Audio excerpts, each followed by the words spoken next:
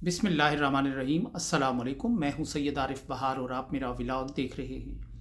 नाज़रीन, भारत की खुफिया एजेंसी रा के साबिक चीफ एएस दलत एक बार फिर ख़बरों में ज़िंदा है। पाकिस्तान और भारत के हवाले से, कश्मीर के हवाले से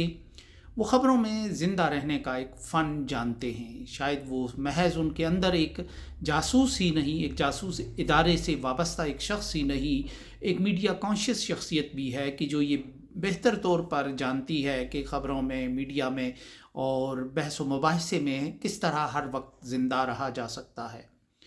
एएस दलत ने चूँकि कश्मीर में बहुत अरसे तक काम किया है और 90 की दहाई में जब कश्मीर में अस्करियत ने वहाँ का सारा ताना बाना बखेर कर रख दिया था, सियासी और इंतज़ामी, तो उस वक्त जो चीज़ों को समेटने और एक नए आगाज़ और नए सिरे से एक हालात का एक नया जो अलाव है उसको रोशन करने के लिए उन्होंने फिर अपनी महारत दिखाई थी। और उसी दौर में उनका डॉक्टर फ़ारूक अब्दुल्ला के साथ बड़ा करीबी याराना भी था। ज़ाहिर है डॉक्टर फ़ारूक अब्दुल्ला जब कश्मीर में सियासी अमल बहाल हुआ तो उसमें फिर डॉक्टर फ़ारूक अब्दुल्ला पहले चीफ़ मिनिस्टर बने कश्मीर के 90s में। तो आज जो एएस दलत हैं वो एक बार फिर इस हवाले से ख़बरों का मरकज़ हैं कि उन्होंने अपनी एक जो ताज़ा किताब है, जो शायद अभी पूरी तरह मार्केट में नहीं आई, मंजर आम पर नहीं आई, लेकिन उसके मंदरजात जो हैं वो जस्ता जस्ता मीडिया में आने लगे हैं, उस किताब के हवाले से एक बार फिर वो मौज़ूए बहस बन गए हैं। किताब का उन्वान है the chief minister and spy, और ये ग़ालिबन उनके उस ज़माने की यादाश्तें हैं और यादें हैं कि जब वो कश्मीर में 90 की दहाई में एक नया सियासी ढांचा खड़ा कर रहे थे, ताना बाना बुन रहे थे। इसमें उन्होंने ये इंकशाफ किया है कि डॉक्टर फ़ारूक अब्दुल्ला बज़ाहिर तो 5 अगस्त 2019 के इक़दाम की मुखालफत करते रहे, लेकिन दर पर्दा उन्होंने नरेंद्र मोदी को के इस इक़दाम की हिमायत की थी। मोदी को फ़ारूक अब्दुल्ला की हिमायत हासिल थी। गो कि अपने इस मौक़िफ़ के एतबार से जो कुछ अभी तक मंदरजात सामने आए हैं इस किताब के, उसमें वो कोई बहुत ठोस दलील नहीं दे सके, बल्कि उन्होंने फ़ारूक अब्दुल्ला की नरेंद्र मोदी के साथ एक मुलाकात की जो 5 अगस्त 2019 से कुछ ही अरसा पहले हुई, उसका हवाला दिया कि उस मुलाकात से डॉक्टर फ़ारूक अब्दुल्ला ने नरेंद्र मोदी को हिमायत का यकीन दिलाया था कि 5 अगस्त का जो फ़ैसला है वो उस पर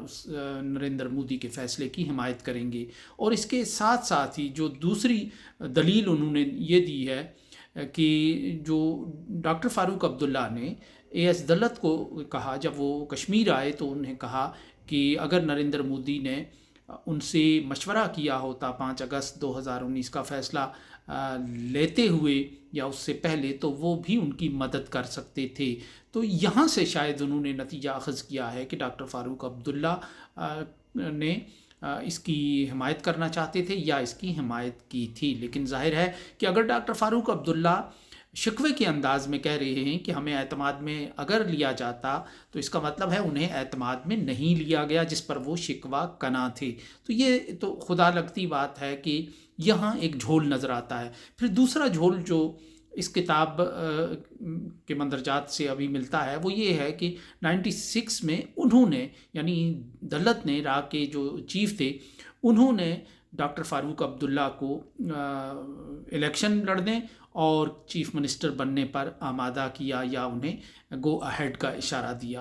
तो ये भी खिलाफ़ वाक़या बात है, चूँकि हम 90 की पूरी दहाई में इन सारी डेवलपमेंट्स को कवर करते रहे हैं, इस पर लिखते रहे हैं। ये बुनियादी तौर पर जो कश्मीर में सियासी अमल बहाल करने का फ़ैसला था, ये भारत के हाथ पांव ठंडे पड़ चुके थे उस वक्त, और एक ऐसी अस्करियत चल रही थी कि जिसने भारतीय सिस्टम की चूलें हिला कर रख दी थी। आप अगर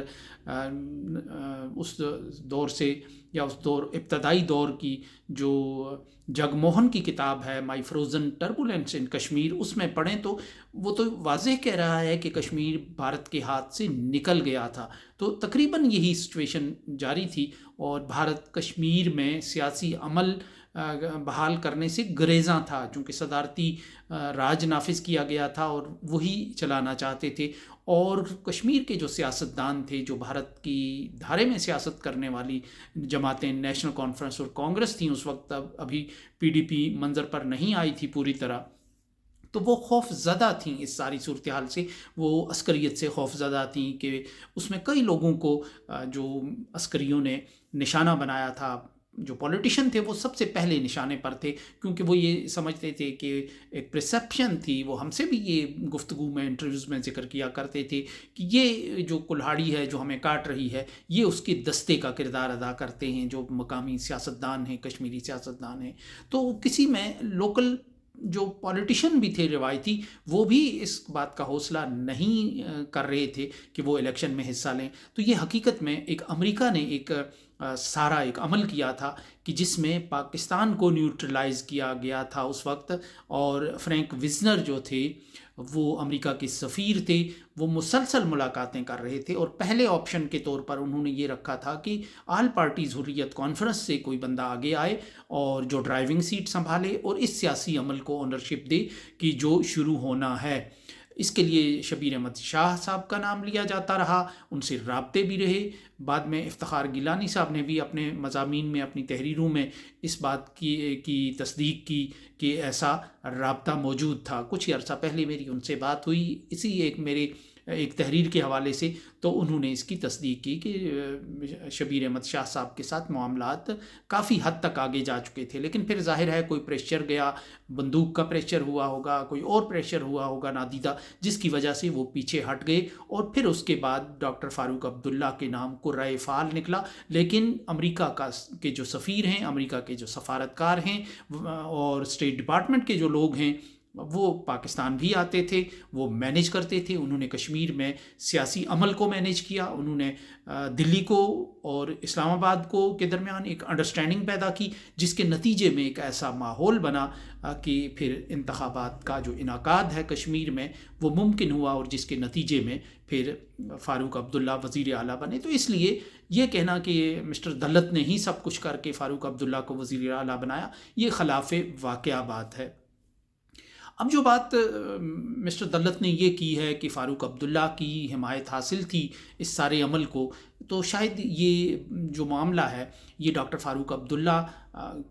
کے محبوبہ مفتی کے، یا اس جانب جو آزاد کشمیر کا علاقہ ہے اس وقت کی وزیر اعظم راجہ فاروق حیدر خان کے قد کاٹ سے بہت اونچی بات تھی۔ یہ پاکستان اور بھارت کے درمیان کا معاملہ تھا، اور اس میں کچھ پاکستان کے اور مسلمانوں کے کوئی برادران یوسف بھی شریک تھے، اور یہ سارا اس لیول کا بڑی بالائی سطح کا ایک فیصلہ تھا کہ جو اٹھایا گیا۔ اس میں ظاہر ہے کہ فاروق عبداللہ اگر اس کو سپورٹ نہیں بھی کرتے اس عمل کو، تو تب بھی ان کو ریلیونٹ ہی ہونا تھا، اور اگر راجہ فاروق حیدر خان جو آزاد کشمیر کے وزیر اعظم تھے وہ اس کے خلاف میدان عمل میں نکل جاتے تو تب بھی اس سے کوئی منظر میں تبدیلی نہیں آنی تھی، کیونکہ ایک بڑے لیول کا فیصلہ تھا اور یہ ہونا ہی ہونا تھا کہ، اور اس میں ایک انڈرسٹینڈنگ پیدا کی گئی تھی، اور اس میں سہولت کاری پھر کہاں سے ہوئی تھی وہ بھی بہت بڑے لیول پہ ہو گئی تھی۔ کچھ جبہ و دستار والے برادران بھی اس میں شامل تھے، پیش تھے، ان کو مینیج کرنے کا جو عمل ہے وہ بھارت نے بہت پہلے ہی شروع کر دیا تھا، کئی برس پہلے جو وہ دورے کر رہے تھے، ان کو وہ جو سونے کے ہار ان کے گلے میں ڈالے جا رہے تھے اور وہ راز و نیاز کر رہے تھے، تو شاید انہیں کشمیر کی جو وادیاں ہیں، حسن ہے، وہاں جھانسا دیا گیا تھا سیاحت کا، صنعت کاری کا اور بہت سے ماڈل لاگو کرنے کا، تو جس کے نتیجے میں وہ ایک فیسیلیٹیشن کر رہے تھے۔ اور ظاہر ہے کہ پاکستان کا جو نان نفقہ ہے وہ اسی پر چلتا ہے، وہی لوگ ہیں کہ جہاں سے پاکستان کو کوئی مشکل وقت میں مدد ملتی ہے تو پاکستان کو ان کے ذریعے کنٹرول کرنا ایک آسان طریقہ تھا۔ تو اس لیے فاروق عبداللہ، اگر فاروق عبداللہ نے اس میں فیسیلیٹیشن بھی کی تو وہ اس سے کوئی خاص فرق پڑتا نہیں تھا اس عمل کو کہ جو بڑی بالائی سطح پر جو چیز طے ہو چکی تھی۔ فاروق عبداللہ نے بظاہر تو یہی کیا کہ انہوں نے اس اقدام کو سب سے بڑا دھوکہ قرار دیا، اور محبوبہ مفتی نے یہ کہا کہ ہمارے بزرگوں نے ایک غلطی کی تھی، ایسا لگتا ہے کہ بھارت کا ساتھ دے کر، اور 7 ماہ تک فاروق عبداللہ نظر بند بھی رہے اس معاملے میں۔ اور جب ان سے پوچھا گیا کہ آپ اس پہ کیا موقف رکھیں گے تو انہوں نے کہا جی کہ ہمارے ساتھ دھوکہ ہوا ہے، لیکن میں بہرحال پارلیمنٹ میں ہی بولوں گا۔ تو اس طرح یہ جو فیصلہ 5 اگست 2019 کا ہوا، یہ فاروق عبداللہ یا سری نگر یا مظفر آباد کی لیڈرشپ کی حمایت یا مخالفت اس میں میٹر نہیں کر رہی تھی۔ اصل یہ جو فیصلہ بھارت نے کیا تو پھر اس کے بعد بھارت نے عربوں کو مینج کیا اور عرب ملکوں کے ذریعے پاکستان کو کنٹرول کیا کسی رد عمل کا۔ اس کے باوجود ایک انجانے رد عمل کا ایک خوف بھارت کو رہا کہ جس کی وجہ سے سخت اقدامات اٹھائے گئے تھے، لیکن وہ رد عمل پھر محض ہوا میں ہی تحلیل ہو گیا اور اس کا وہ کوئی عملی طور پر اس کا کوئی وجود نظر نہیں آیا۔ اور یہ وجہ ہے کہ جب اس دور میں جب پاکستان اور بھارت کے درمیان مذاکرات چل رہے تھے تو اس وقت جو پاکستان کے آرمی چیف تھے قمر جاوید باجوہ، وہ اکثر رونا روتے رہتے تھے کہ پاکستان کے پاس ٹینکوں میں ڈالنے کے لیے جو تیل کے پیسے نہیں ہیں، تو وہ بھارت کے ساتھ کس طرح متھا لڑا سکتا ہے، کیسے لڑائی چھیڑ سکتا ہے، اور اس طرح کی دوسری شکست خوردگی کی جو باتیں ہیں وہ کرتے تھے کہ جس سے قسم پرسی کا ماحول بنے اور بھارت کو ایک واک اوور ملے اس ساری صورتحال میں، اس ساری کہانی میں۔ اور ظاہر ہے کہ آزاد کشمیر سے ایک ہمیشہ آزاد کشمیر جو ہے وہ کشمیر کی جو دوسری طرف ہے وادی کشمیر ہے یا سری نگر ہے، وہاں کے حالات یہاں براہ راست افیکٹ ہوتے ہیں۔ یہ آج کی بات نہیں ہے، یہ 1947 کے بعد جب بھی کوئی وہاں کوئی بے چینی ہوتی ہے، اضطراب ہوتا ہے، تو آزاد کشمیر ایک آٹومیٹکلی ایک احتجاج میں چلا جاتا ہے۔ جب وہاں کوئی محاذ رائے شماری بنتی ہے تو یہاں بھی محاذ رائے شماری بنتی ہے۔ جب وہاں JKLF ایک لہر کی صورت میں اٹھتی ہے تو یہاں بھی JKLF کا ایک عروج نظر آتا ہے ہمیں، اور بڑا ایک رعب و دبدبہ قائم ہوتا نظر آتا ہے۔ اور اسی طرح جب وہاں دریائی جلوس نکلتے ہیں لاکھوں کی تعداد میں، تو یہاں بھی ایک مزاحمت کی اور احتجاج کی اور آہ و بقا کی ایک کیفیت طاری ہوتی ہے۔ لیکن یہ پہلا موقع تھا کہ کشمیر کو تو طاقت کے ذریعے مینج کیا گیا تھا، لیکن آزاد کشمیر میں بھی احتجاج کی کوئی آواز بلند نہ ہو سکی۔ وہ لوگ جو اس ساری انڈسٹری سے وابستہ ہیں، مسئلہ کشمیر کی صنعت کے ساتھ اور عسکریت کی صنعت کے ساتھ، وہ بھی خاموشی کی ردا اوڑھ کر سو گئے۔ جو راجہ فاروق حیدر خان صاحب تھے آزاد کشمیر کے پرائم منسٹر، وہ بھی مفقود الخبر ہو گئے، ان کو باہر بھیج دیا گیا۔ اور کس نے بھیجا ابھی تک انہوں نے پوری طرح کھل کر بات نہیں کی، ظاہر ہے اتھارٹیز نے بھیجا ہوگا، اور وہ اسی لیے کہ تاکہ وہ کوئی لیڈ نہ کر سکیں۔ احتجاج بالکل سانپ سونگھ گیا تھا اور لوگ بلوں میں چلے گئے تھے واپس، کہ جو ہمیشہ کشمیر کے نام کی مالا جپتے ہیں اس مرحلے پر۔ یعنی سری نگر کے لوگوں کی خاموشی تو جسٹیفائڈ تھی نا، کہ ان کے گھروں کے باہر پولیس، فوج اور نہ جانے کتنی ایجنسیوں کے پہرے تھے اور ہر گھر کے اوپر پہرا تھا۔ تو لیکن آزاد کشمیر میں احتجاج کا سوئچ آف کرنے والا کوئی تو تھا، تو یہ فیسیلیٹیشن ہی تھی، اور یہی سب سے بڑی فیسیلیٹیشن تھی کہ یہ بھی اس جھانسے میں آ گئے تھے۔ یہاں ایک ایسا واحد شخص ہے کہ جو اس سارے سسٹم کو ماننے سے انکاری تھا، وہ عمران خان ہی نظر آتے ہیں، اس وقت کے وزیر اعظم، کہ جن کے سامنے مذاکرات کے بعد بھارت کی اجیت دوال کے ساتھ مذاکرات کے بعد فیض حمید جو پرپوزل لائے، تو انہوں نے پوچھا فیض حمید سے کہ اس میں کشمیریوں کو کیا ملے گا جب ہم یہ مفاہمت کریں گے، تو انہوں نے کہا کشمیریوں کو تو کچھ نہیں ملے گا، تو انہوں نے اس پرپوزل کو مسترد کیا، کھینچ لیا۔ پھر ظاہر ہے کہ بہت سے معاملات میں وہ بائی پاس ہوتے چلے گئے، تو یہاں بھی ان کو بائی پاس کیا گیا۔ وہ جو لینگویج استعمال کرتے رہے، اس میں ایک رد عمل تھا، اس میں ایک فرسٹریشن تھی، اس میں ایک جو نریندر مودی کے خلاف وہ ظاہر کرتے تھے ہر عالمی سٹیج پر، ملکی سٹیج پر، تو اس سے پاکستان کے اندر بھی جو اسٹیبلشمنٹ ہے وہ کبھی دخاطر ہوتی تھی، ان کی جبینوں کی شکنیں ابھرتی تھیں. ظاہر ہے کہ وہ کہیں سے نریندر مودی کے جو عرب دوست ہیں جو ان کی پوری طرح ایک حصار میں ہیں، تو وہ ان کی طرف سے کوئی ایسا شکوہ آ رہا ہوتا کہ جو یہاں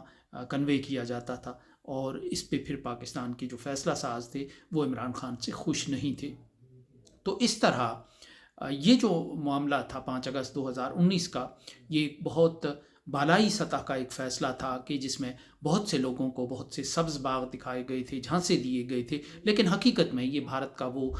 گول تھا کہ جس کو وہ حاصل کرنے کے لیے مدتوں اور برسوں سے کام کر رہا تھا. اور اب بھارت کی اس معاملے میں تمام رکاوٹیں ختم ہو چکی ہیں، اور اب جو وقف بورڈ کے نام پر بھارت میں ہونے جا رہا ہے وہی صورتحال کشمیر میں بھی، بلکہ اس سے زیادہ بدتر صورتحال کشمیر میں پیدا ہوتی ہوئی نظر آ رہی ہے. تو اس لحاظ سے مسٹر دلت کی جو کتاب ہے ان مندرجات میں، جن پر اس وقت بہت ڈبیٹ ہو رہی ہے، بڑی گرما گرم بحث ہو رہی ہے کشمیر کے اندر اور اس سے باہر، تو اس میں ایسا کوئی انکشاف والی بات نہیں ہے. سو اس کے ساتھ ہی اجازت دیجیے. اللہ نگہبان.